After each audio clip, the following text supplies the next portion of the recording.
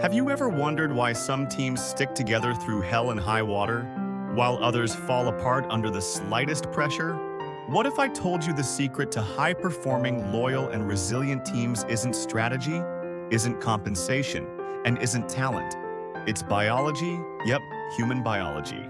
And Simon Sinek breaks it all down in Leaders Eat Last, a book that doesn't just explain how great teams work, but why they work that way, down to our primal instincts. Simon Sinek is no stranger to leadership talk. He exploded onto the scene with Start With Why, which reshaped how people think about purpose and vision. But in Leaders Eat Last, he goes deeper. He asks what kind of leader creates an environment where people are willing to sacrifice for each other, where people feel safe, and why do some organizations inspire loyalty, while others seem to churn through talent like a paper shredder? The title comes from something Simon noticed while spending time with the U.S. Marine Corps. In the Marines, the most junior people eat first. The most senior leaders? They eat last. It's not written down anywhere. It's not a rule. It's just the culture. Because in their world, leadership is not about rank or privilege. It's about responsibility and service. And that's the heart of this book.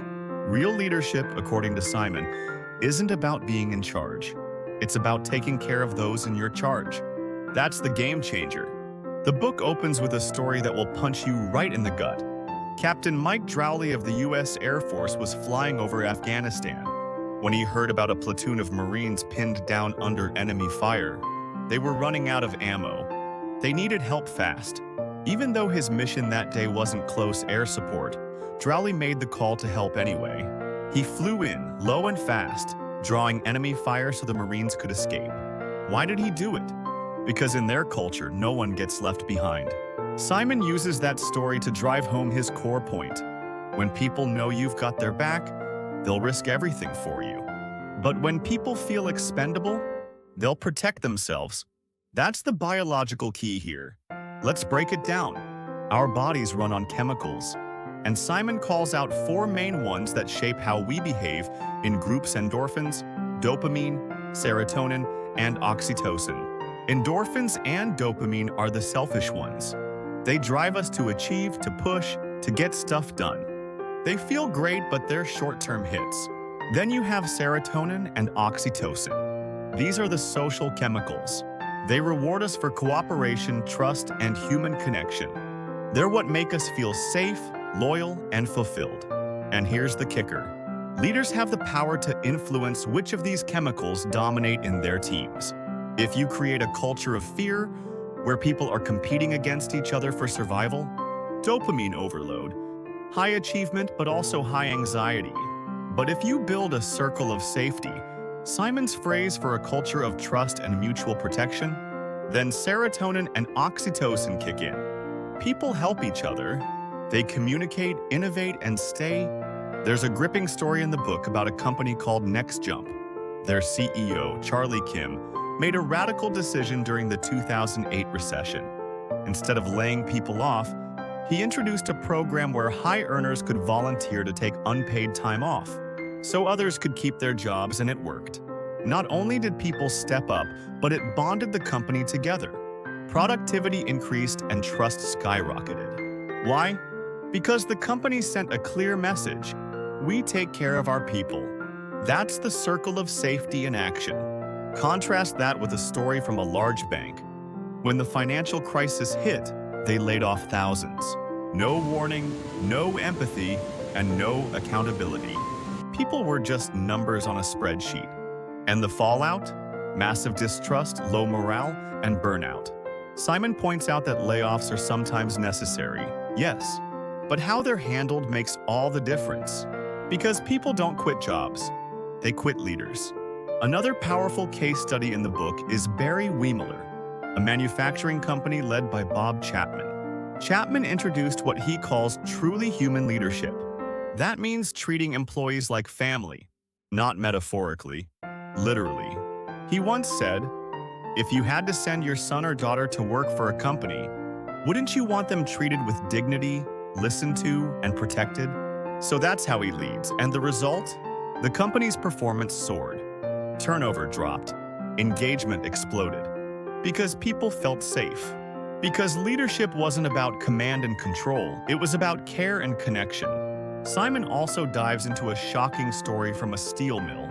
One of the floor managers, tired of constant injuries, started showing up before every shift. He didn't yell, he didn't shame, and he simply stood at the gate and greeted every worker, asked about their families, talked about safety.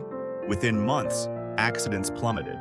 Not because of new policies or tech, but because people felt seen and felt valued. And when people feel like they matter, they act like it. That's the magic. And here's where it gets really real. Simon argues that our corporate culture today has a massive empathy deficit.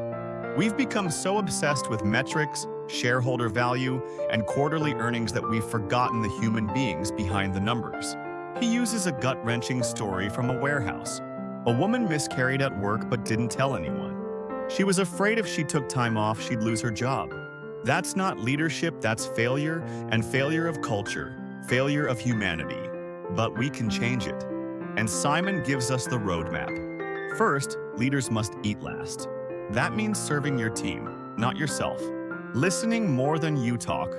Taking blame when things go wrong. And giving credit when they go right. Second, build your circle of safety, widen it, include everyone from the interns to the janitors. When people feel safe, they stop competing and start collaborating. Third, embrace empathy. That means knowing your people, not just what they do, but who they are, what they fear and what they dream about. One of the most moving stories in the book is about a company that held a retreat for mid-level managers.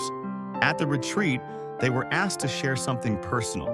One by one, people opened up about health problems, divorces, anxiety, even suicide attempts. When they came back to work, everything changed. People communicated differently, worked together better, because they saw each other as people, not positions. Simon says, leaders set the tone, always. You create the environment. And if you want trust, cooperation, and innovation, you can't demand it and you have to earn it. By going first, by showing up, and by caring, really caring. Let's pause here.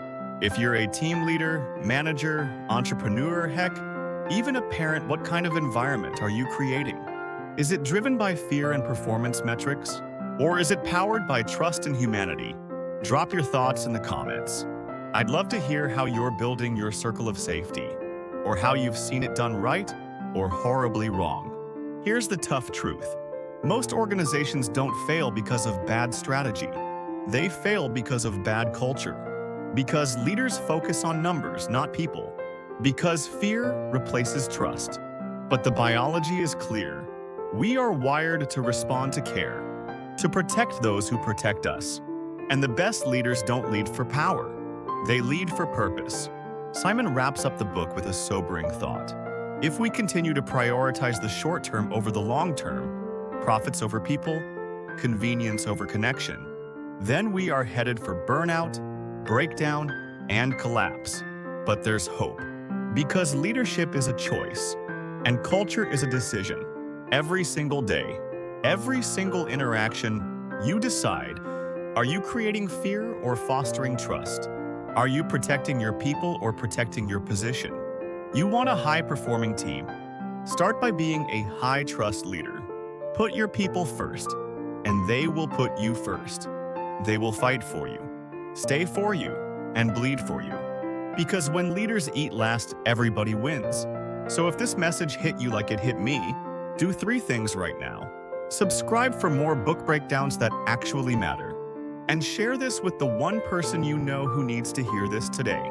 Because leadership isn't about being in charge. It's about taking care of those in your charge. That's what Simon Sinek taught us. That's what Leaders Eat Last is all about.